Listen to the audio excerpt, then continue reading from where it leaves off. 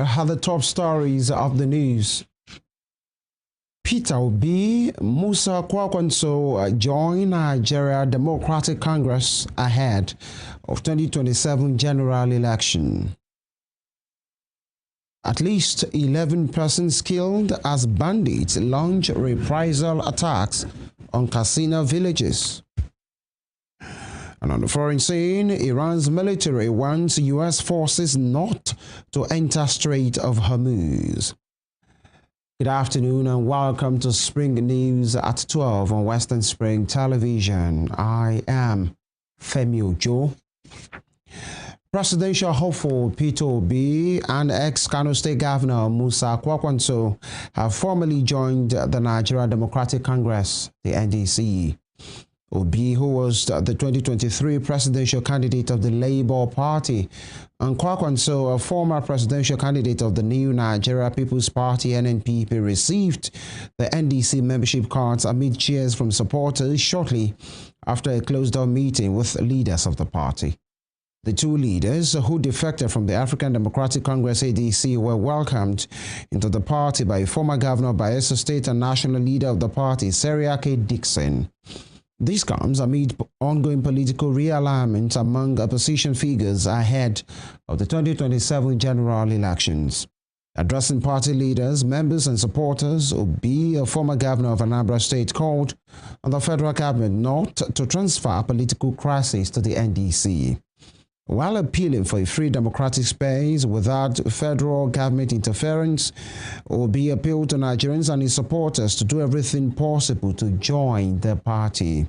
On his part, Kwankwanso called on all Nigerians to register with the NDC as soon as possible, declaring that his camp had commenced registration immediately. Have ensured that they put up crisis upon crisis, which led to litigations and everything in our party that made us to abandon those parties and move to join another party, while thinking that our situation will abate. But what we saw is that they carried the same problem to where we went to, creating several unresolved litigations and everything. And today, we've left that place to NDC, where the leader have already told us no litigation. We are pleading with them. For sake of democracy, please, don't come here.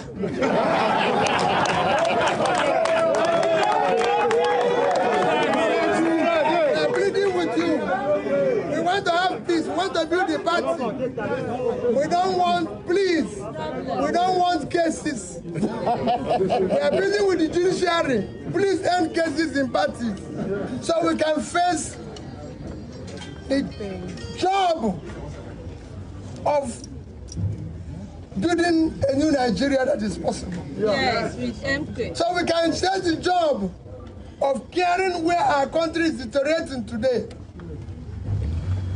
Just yesterday, I saw a third world developing country, Bangladesh, order for the highest order of plane, 14 new planes at $3.7 billion. Our country has no national carrier. So we want to start building. Please, let there be no litigation. Party members, please don't go to court. Yes. We want to build a party. We are not lawyers. Those of us who are lawyers, we want you to be good practitioners. Yes. What we want is party. We will lock doors. We've been warmly welcomed. Things will work well for this party. Meanwhile, former governor of Bayelsa State, Senator Seriake Dixon, has described the Nigeria Democratic Congress (NDC) as a party devoid of litigation and factions. The lawmaker also described the opposition party as the country's most stable, fastest-growing political party. He stated these when he received a former governor of Anambra State, Peter Obi, and his Kano State counterpart, Musa Kwankwanso, into the NDC. He stated that the party has no faction nor litigation whatsoever, adding that the party does not know what is called status quo ante bellum.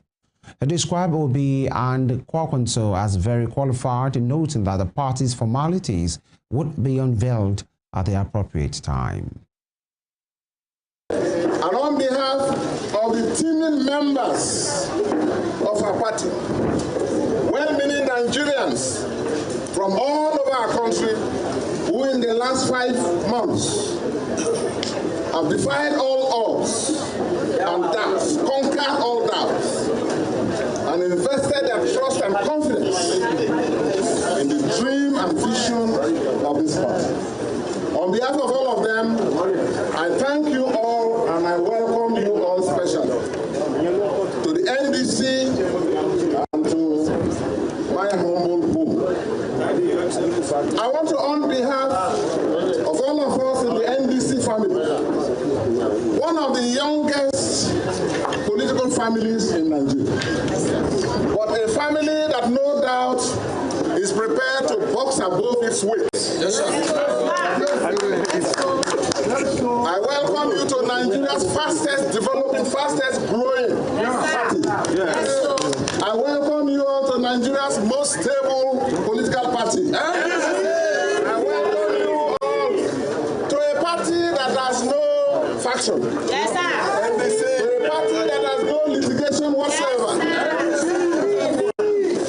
I also want to welcome you all to a party that does not know what is called status quo ante-bellum.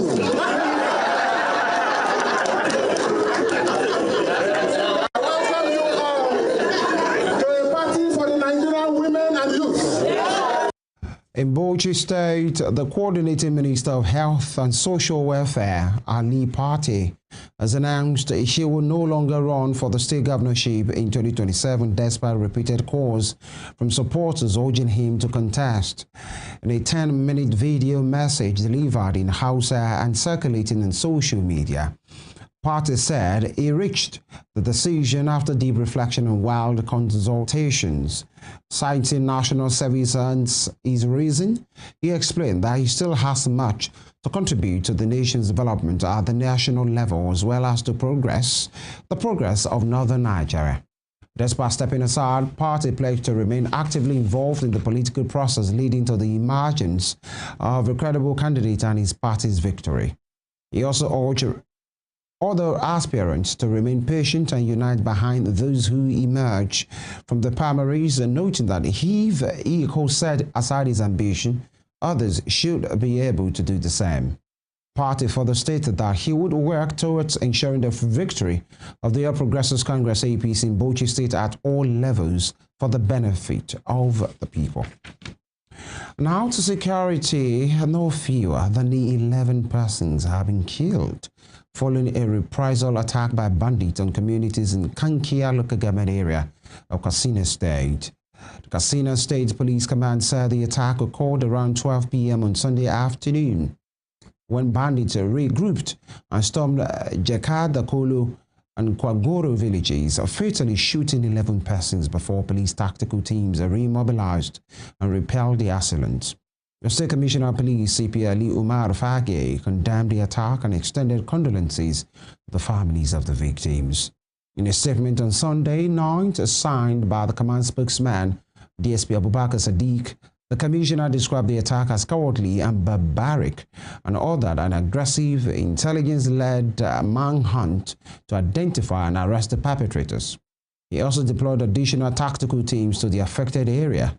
The commander assured residents of his commitment to protecting lives and property, stressing that efforts are ongoing to ensure all those involved face the full wrath of the law. Moving on, human rights activist Omoyele Sowore has called on the Nigeria Police Force to release 3 individuals arrested over alleged defamatory reports involving Tony Elumelu, chairman of United Bank for Africa (UBA).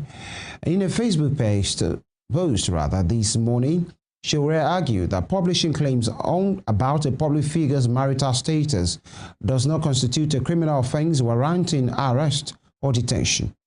He stated that most such a matter falls within the realm of civil law and does not justify police action or repression, calling on the police immediately to release Kingsley Akunemehe, Chigozie Success Hiebam, and John Supruchi Nwanore. So, Showere's comments follow the statement by UBA dismissing as false and defamatory a viral claim alleging that Elumelu had divorced his wife, Awele.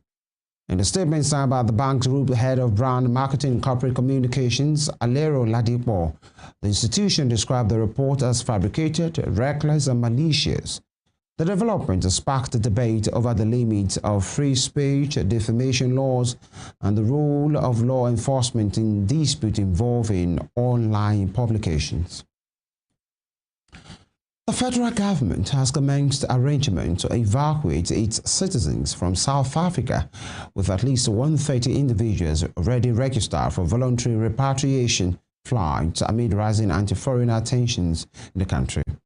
The development follows renewed protest and incidents of xenophobic rhetoric in parts of South Africa, particularly in Pretoria and Johannesburg, where demonstrators have blamed undocumented migrants for economic hardship.